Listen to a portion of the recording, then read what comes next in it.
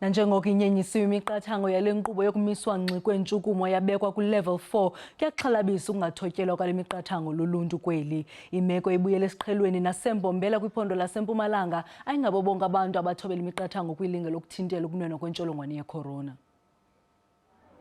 Bekuphithizela kumbindi wesixeko saseMbombela namhlanje, uninzi lukhangela izixhobo zokuzikhusela luthenga iimask, kodwa abantu bebengawoyanga umqathango ongasondelelani, kungekho namagosa aqinisekisa ukuba le miqathango yathotyelwa.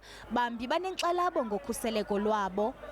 Ngoba ngibona ngakhona abantu sebaphithithela kakhulu and ne-distance labakuyo ngibona ayisakusiyo labasinikete yona and nala kulayisha khona abantu bemateksi ngibona abantu baphithithela baya up and down. Sito spreader because thina abantu abamnyama sikho responsible. Naleti fonyo tiyasihlula, uthola umuntu sekasikhiphile sekasibeke la, uyabona ukuthi ngohamba sikhathi vele la ukuthi ngaba kude amaphoyisa la emgwaqeni vele ngeke size sitifake leti fonyo ngoba labanye sababona bagibela amateksi banganato tifonyo hamba vele le virus ito spreader.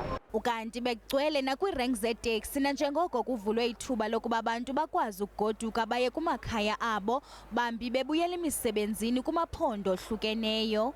Ngikhuluma manje ngiyogibela iteksi leya ePretoria, I am a first day ilanga lami lokuqala lokuthi ngiyoqala umsebenzi, ngithola umsebenzi lomusha.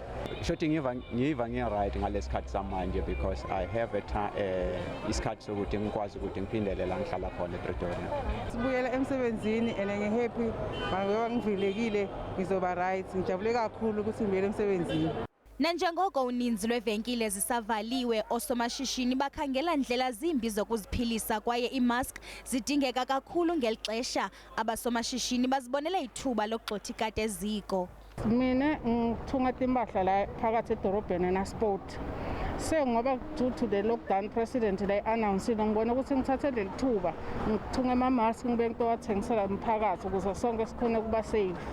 Urhulumente ubongoze uluntu kuba lwenze ngandlela zonke ukuthintela ukunwenwa kwentsholongwane ye-corona.